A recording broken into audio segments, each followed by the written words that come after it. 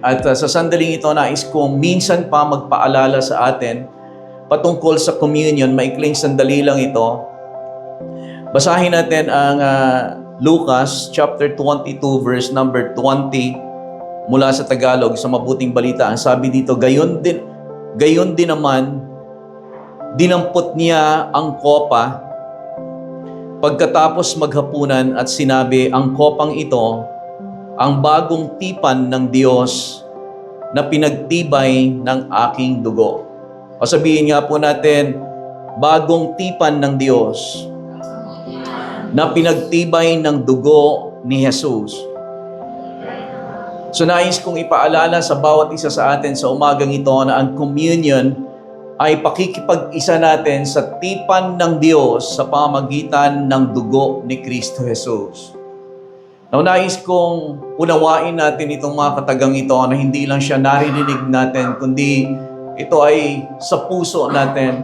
Ang ginagawa natin, ang pagko-communion ay pakikibahagi natin sa pakikipagtipan ng Diyos sa bawat isa sa atin sa pamamagitan ng nabubo na dugo ni Jesus. Nais ng Diyos na magkaroon ng tipan sa tao. Kahit na nga tayo ay makasalanan, nagkasala tayo, nagkaligaw-ligaw ng landas, ginawa natin ang sarili nating mga gusto. Subalit ang sabi ng Biblia, iniatang ng Diyos kay Jesus ang lahat ng ating mga kasalanan. Siya yung nag-initiate. Kahit na tayo ay dating makasalanan pa, while we were yet sinners, Christ died for us. Si Jesus, sabihin nga po natin, si Jesus, ang aking Panginoon. Itong ating Panginoong Jesus ay nagkatawang tao. Bakit siya nagkatawang tao? Para magkaroon siya ng flesh and blood. Magkaroon siya ng dugo sapagkat ang Espiritu, ang Diyos who is a Spirit, ay walang dugo. Ang Espiritu ay walang dugo. Ang Panginoong Jesus ay nagkatawang tao, katulad ng bawat isa sa atin, para siya magkaroon ng dugo. At ang dugong ito ang kanyang inialay. Bakit niya inialay ang kanyang dugo? Sapagkat nais ng Diyos, minsan pa, ulitin ko, nais ng Diyos na magkaroon ng tipan sa tao. Kasi yun naman talaga ang sadya niya kung bakit niya nilikha ang tao. Subalit nagkasala ang tao, kaya ibinalik niya sa kanya ang tao. Ang tunay niyang plano sa buhay ng bawat tao. Kaya ang Diyos ay nakipagtipan sa tao at sa bawat isa sa atin sa pamamagitan ng dugo ni Kristo Jesus. Kaya sa ating pakikipag-isa, inaalala natin, mamaya iinumin natin ang tinapay kakainin natin na nagsisimbolo. Hindi lamang ito nagsisimbolo, kundi ito ay nagpapatunay din ng katawan ng ating Panginoong Hesukristo na nabayubay doon sa krus sa Kalbaryo. Na sa pamagitan ng katawan ni Jesus, na mga latay na kanyang tinamo, sa kanyang likod, sa kanyang lahat ng kanyang katawan, ang mga latay na ito ay para sa ating kagalingan, sa ating wholeness, sa ating hindi lamang kagalingan na emotional, hindi lamang o lalong-lalo na sa ating kagalingang spiritual, subalit sa ating kagalingang pisikal. Amen. And I pray, katulad ng kinakanta natin kanina, dalangin ko na patuloy tayong magtumibay sa pananampalataya patungkol sa mga bagay na yon. That it is the broken body of Jesus, by the stripes of Jesus, we are healed. I don't know about you, maaring sa isipan natin ay tayo ay nagkakaroon ng pag-aagam-agam, pinagaling nga ba ako, naniniwala nga ba ako sa katotohanan yon. But by faith, we receive it that by the stripes of Jesus, I am healed. Amen. Hindi ko man sa ngayon pa nararamdaman sa physical ko, subalit naniniwala ako sa salita ng Diyos that by His stripes, I have been healed. I was healed. I am healed. Amen. Regardless kung anong nararamdaman ko, regardless kung anong sinasabi ng tao, that by the stripes of Jesus, I am the healed of the Lord. Amen. Alam niyo po ba na ganyan din sa ating pananampalataya sa Diyos? Minsan, maring iniisip natin, ligtas ba ako? Pero ang tinatayuan natin sa pamagitan ng salita ng Diyos, Lord, I am the righteousness of God in Christ. Anong tinatayuan natin? Ang tinatayuan natin walang iba kundi ang salita ng Diyos. Gayon na lamang ang pag-ibig ng Diyos sa sanlibutan na ibinigay niya ang kanyang nag-iisa, bugtong na anak, upang ang sino man na sa kanya ay sumampalataya, ay hindi na mapahamak, kundi magkaroon ng buhay na walang hanggan. Minsan magdududa ka, di ba? Meron papasok sa isip mo kasi hindi mo alam kung ang future. Hindi mo alam pag namatay ka. Pero we stand on the Word of God. Ako ay may buhay na walang hanggan. 1 John chapter 5, 11, 12, 13. At ito ang patotoo na tayo ay binigyan ng Diyos ng buhay na walang hanggan. At ang buhay na ito ay nasa kanyang anak na si Jesus. Kung sino man ang pinananahanan ng anak ng Diyos ay may buhay sa kanya. Ngunit wala namang buhay sa kanya ang hindi pinananahanan ng anak ng Diyos. So ang tanong, ako ba ay pinananahanan ng Diyos? Yes, Lord, pinananahanan ako sapagkat kumatok ka sa aking puso, tinanggap at pinagbuksan kita. Sinabi ko, Panginoon, Panginoong Hesukristo, Ikaw ang aking Panginoon at sariling tagapagligtas. Nang panahon na yun, ang Diyos sa buhay natin, tayo ay ginawa niya tayong mga anak ng Diyos. Praise the Lord. Ang sino mang tumanggap sa Panginoong Jesus, kay Jesus, ay binigyan niya ng karapatan na maging mga anak ng Diyos. Anak, hindi sa pamagitan ng laman o sa pagnanais at pagnanasa ng tao. Amen. Tinuring niya tayo. Ito bang mga bagay na ito ay minsan merong pumapasok sa ating isip na kung ano-ano man na maaaring magku-question dito? Maaaring meron. But we stand on the Word of God. Yun yung pananampalataya. May mga panahon ba sa buhay natin na parang tila, Lord, may mangyayari pa ba dito? Iniisip natin. But we pull ourselves aside and we say, no, God is at work. He never leaves me. He never forsake me. I am a child of God. Amen. Ganon ang ginagawa natin.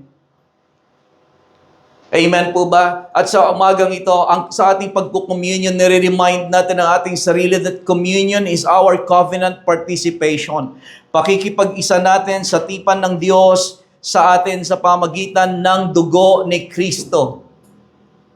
Pakikipagtipan ng Diyos sa iyo at sa akin sa pamagitan ng kanyang dugo. May tipan ang Diyos sa iyo sa pamagitan ng dugo ni Kristo kung nanampalataya ka sa Panginoong Jesus. Amen po ba? Sinabi niya ito ang aking dugo, pinagtitibay nito ang tipan ng Diyos. Si Jesus na mismo ang nagsalita. Sabi niya, ito ang aking dugo, pinagtitibay nito ang tipan ng Diyos. Ang aking dugo ay mabubuhos sa marami. Kabilang ka ba doon sa marami? Itong mga maraming ito ay yung tumanggap kay Kristo Jesus. So ano ang tipan ng Diyos na in-establish sa tao? Dalawa lang ibibigay ko. Kung may tipan ng Diyos, in-establish niya sa buhay natin, sa buhay ko, sa pamagitan ng dugo, ano ito? Una, ang kapatawaran ng ating mga kasalanan. Hallelujah! Salamat sa Diyos na tayo ay pinatawad mula sa ating mga kasalanan. Kasalanan ang siyang hawak ng kaaway sa buhay natin. Kaya ang kaaway, si Satanas, ay merong legal na karapatan upang tayo ay sirain ang buhay dahil sa kasalanan. Ulitin ko po ulit, si Satanas ay merong legal na dahilan at legal na kapamahalaan upang sirain ang buhay ng tao dahilan sa kasalanan. At ang kasalanan yan, ang binigyan ng Diyos ng kapatawaran. Inalis ng Diyos sa pamagitan ng dugo ng kanyang anak ang kasalanan sa atin. Kaya sa pamagitan ng dugo, inalisan ng Diyos ng karapatan ang kaaway na maghari sa buhay natin. Ang hari ng buhay natin ay hindi ang kasalanan, Hindi si Satanas, kundi sa pamagitan ng dugo, ang hari ng buhay natin, walang iba kundi ang ating Panginoong Hesukristo. Hallelujah! Kapatawaran ng ating mga kasalanan, Matthew chapter 28 at 26-28, sapagkat ito ang aking dugo. Binabanggit natin ang dugo. Kaya tayo nagko-communion. Kasi wag lang natin i-partake itong mamaya kapirasong kopa na juice na nakalagay dyan. Wag lang natin i-partake ito na parang religiosity lang na tinatawag, na nagiging relihiyoso lang tayo. Kundi kinikilala natin sa ating pag-inom, ako ay may tipan sa Diyos sa pamagitan ng dugo ni Kristo Jesus. Kaya sa ating pag-inom, Panginoon, iniinom ko ang iyong dugo, nananampalataya ako sa iyo, na ikaw ay namatay sa krus sa Kalbaryo upang pagbayaran ang aking kasalanan. Sapagkat ito ang aking dugo na katibayan ng tipan ng Diyos. Hallelujah. Katibayan ng tipan ng Diyos. Ibig sabihin, patunay. Meron tayong patunay sa tipan ng Diyos. Hindi siya kathang-isip, hindi lamang, sana merong katibayan. Ito ang aking dugo, ibinuhos para sa kapatawaran ng kasalanan ng marami. So kapatawaran, ano ang tipan ng Diyos sa atin? May tipan ng Diyos sa atin, amen, sa'yo. Sa pamagitan ng dugo, hindi sa pamagitan ng ginawa o nagagawa mo. Hindi sa pamagitan ng dugo, may tipan ng Diyos. Sabihin nga po natin, may tipan ako sa Diyos. Maliban doon, sabihin natin, ang Diyos ay may tipan sa akin. Hallelujah. Dalangin ko na magtibay yan sa puso mo, maukit dyan, na may tipan ka sa Diyos. Regardless and no matter what, by faith in Jesus, God has a covenant with you. And God is a covenant-keeping God. Ano ang covenant ng Diyos sa atin? Una na, ang covenant niya, patatawarin kita sa iyong mga kasalanan. Pangalawa, tipan ng Diyos sa Jeremiah chapter 32, verse number 40 hanggang 41. Ito ang tipan ng Diyos sa buhay mo. Kung totoo, ito yung pinagtibay niya sa iyo. At nais ko maunawaan natin ito. Jeremiah chapter 32, verse 40 to 41. Sa NLT, bibasahin ko. Sabi ng Panginoon, and I will make an everlasting covenant with them. Hindi lang ito sa bayang Israel. Ito na yung sinasabi niya na ang aking dugo na mabubuhos para sa marami. At kapag nanampalataya tayo sa Panginoong Jesus, kabilang na tayo doon sa marami.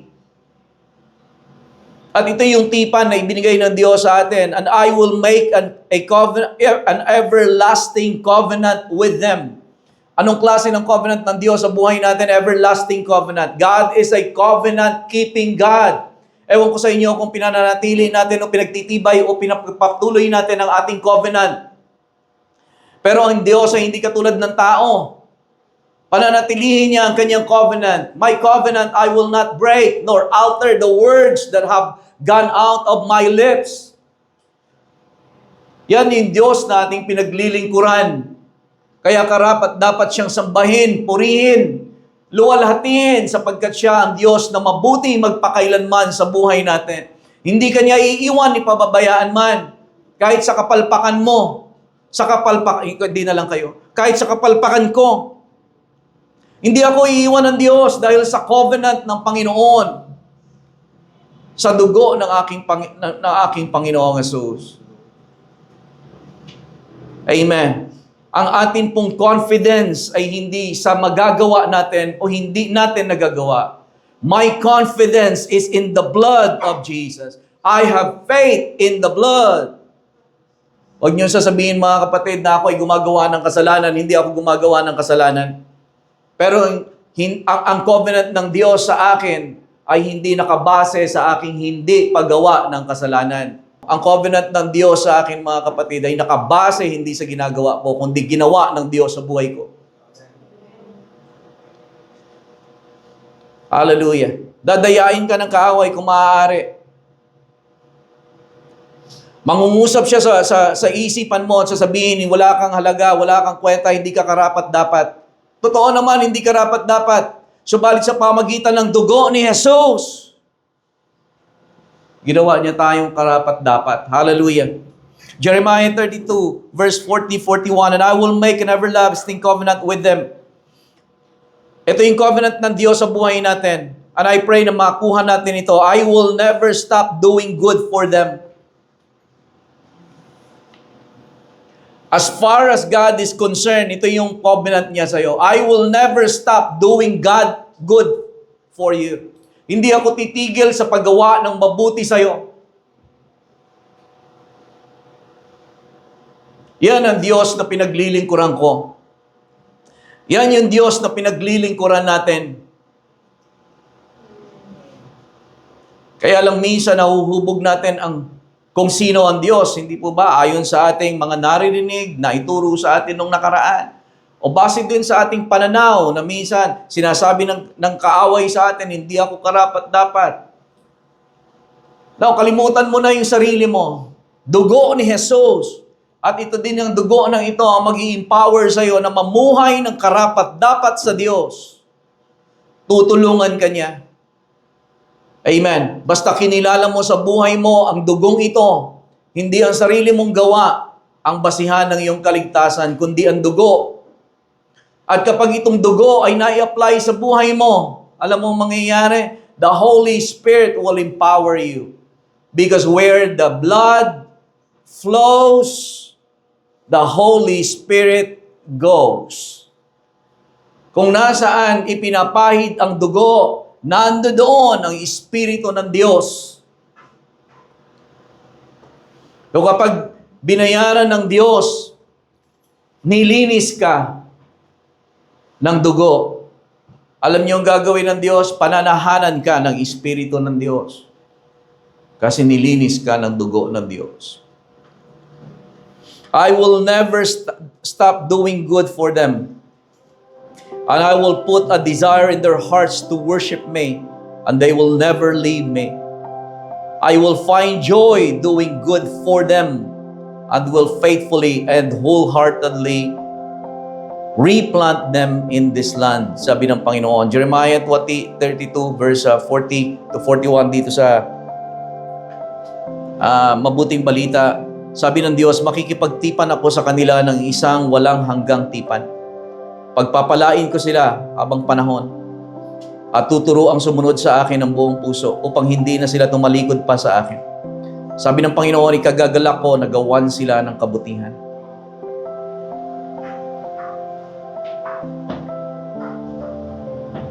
Ipinapangako kong patatagin ko sila sa lupang ito at gagawin ko ito ng buong puso at kaluluwa.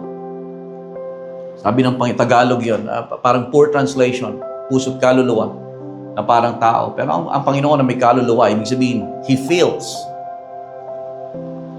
Meron siyang nararamdaman. Ang Panginoon ay merong paninibugho. Meron siyang galit. Lahat ng yan, soul.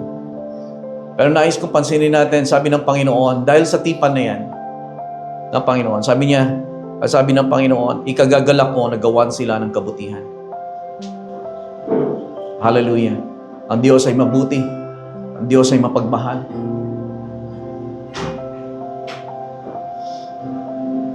Gaano man natin nasaktan yung damdamin ng Diyos sa ating mga pagsasalangsang, paggawa ng kasalanan. Yet ang sigaw pa rin ng ating Panginoong Jesus sa krus sa Kalbaryo, patawarin mo sila. Ama, Ama, patawarin mo sila.